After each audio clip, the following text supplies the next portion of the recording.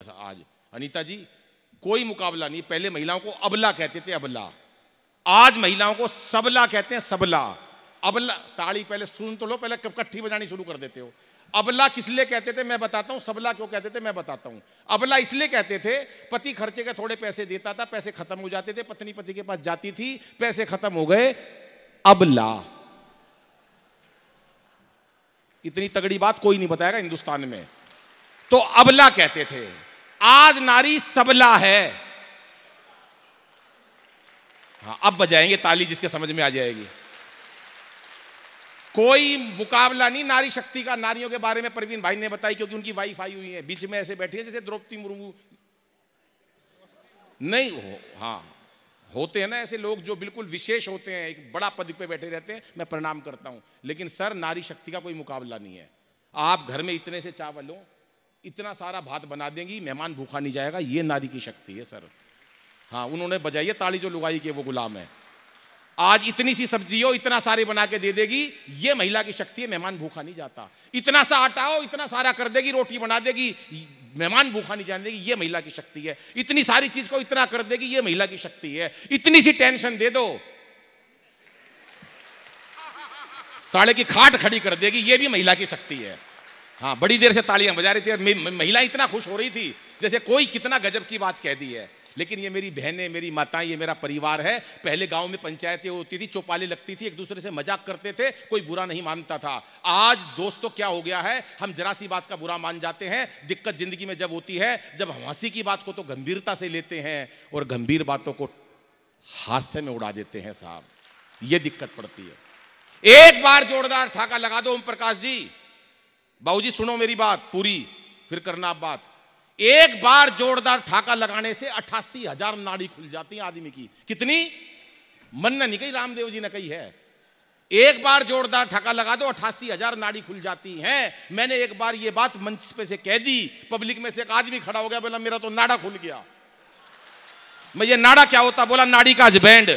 मैं कैसे? बोला इस पे ही की मात्रा नहीं होती। बजाओ मिलकर ताली। अगले कवि को आमंत्रित करता हूं, जिनका नाम, जो वो कवि हैं जिनकी मैं 1 मिनट की भूमिका आधे मिनट की इसलिए बनाऊंगा, दिनेश रघुवंशी जी। वो नाम जिन्होंने नित्य प्रति एक मुक्तक, एक क्या ना जाने कितने मुक्तक वो हर रोज लिखते हैं। आज उनके खाते में हजारों मुक्तक आते हैं, विधानसभा और लोकसभा में उनके मुक्तक कोट किए जाते हैं, और तमाम मंचों पर जहां उपस्थित नहीं रहते वहां पर भी उनके मुक्तक सुनाए जाते हैं। माँ पर, रिश्तों पर, तमाम उन्होंने मुक्तक सुनाए हैं। और मुझे लगता है कि शायद उनके मुक्तक सुनकर जितने भी लोग बैठे हैं, जो भी संस्कार की बात आज मंचों से हुई है, वो बताएंगे संस्कारों की बात क्या रहती है। मैं चाहता हूं एक बार, प्रमोद जी आप जा रहे हैं क्या?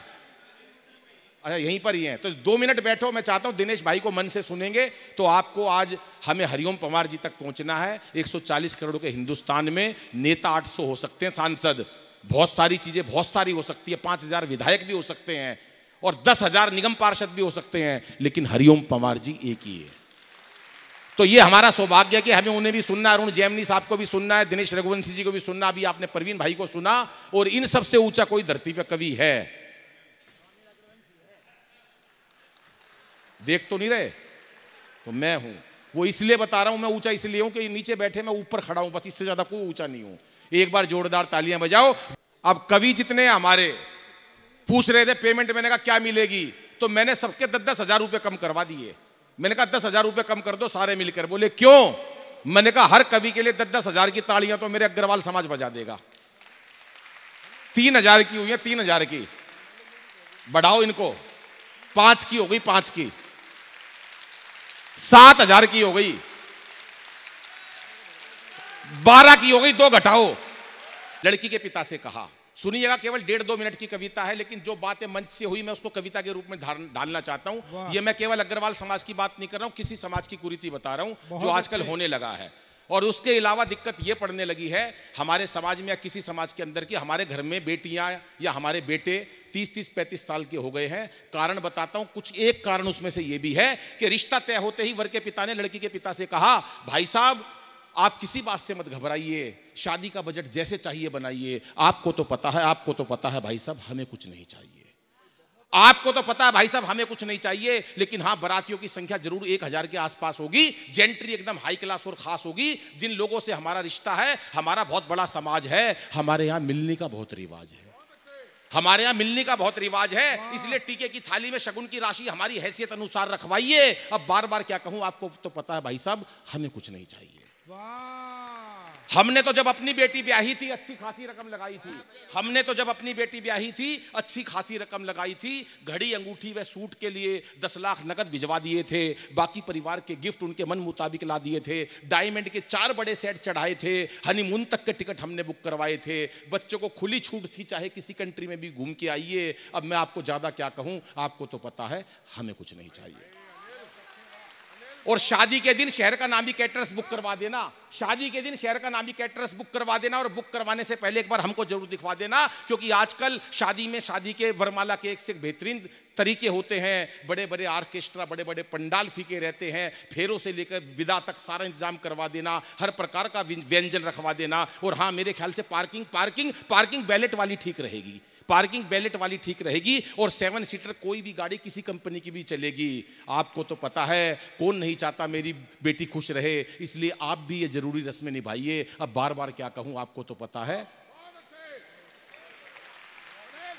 कुछ नहीं चाहिए, आपको तो पता है हमें कुछ नहीं चाहिए। और साहब वाह वाह, खानदानी लोग, वैसे तो खानदानी लोग जितना कहते हैं उससे अधिक लगा देते हैं, वैसे तो खानदानी लोग जितना कहते हैं उससे अधिक लगा देते हैं। कुछ तो इतने भले होते हैं जो बाद में एफडी तक करवा देते हैं। आखिर रिश्तेदार ही तो रिश्तेदार का सहारा है, जो आज तुम्हारा है वो कल हमारा है। इसलिए दिमाग पर किसी प्रकार का बोझ मत लाइए, इसलिए दिमाग पर किसी प्रकार का बोझ मत लाइए।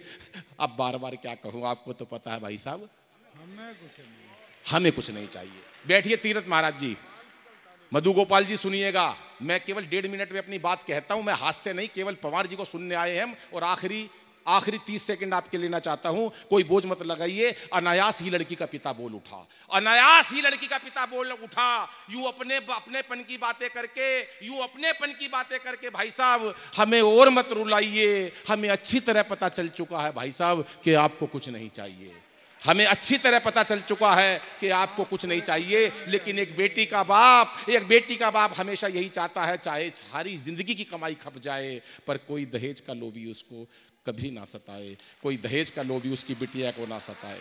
क्योंकि जन्म से लेकर मृत्यु तक नारी को दुत्कारते हैं लोग। अरे इसीलिए तो बेटियों को गर्भ में मार देते हैं लोग, इसीलिए तो बेटियों को गर्भ में मारने हैं लगे हैं लोग। आइए दोस्तों, बेटियों का क्या बात है, आदरणीय ने माला पहना के स्वागत कर दिया अगर मेरे का नंद किशोर जी ने, तो इसका मतलब ये है मेरी ये कविता सार्थक हो गई। एक बार जोरदार तालियां बजाएं। कविता की अंतिम पंक्तियां पढ़ता हूं। जन्म से लेकर मृत्यु तक हर पहलू पे नारी को दुत्कारने लगे हैं लोग, इसलिए बेटियों को गर्भ में मारने हैं लगे हैं लोग। आइए मित्रों, सब मिलकर एक संकल्प उठाइए, बेटियों को बचाएं, बेटियों को पढ़ाएं, धरा पर जन्म लेने वाली बेटियों को इतना पढ़ाइए कि कोई दहेज का लोभी सब कुछ मांग कर भी ये ना कह सके कि आपको तो पता है भाई साहब हमें कुछ नहीं चाहिए। एक बार जोरदार तालियां बजा दिएगा साहब।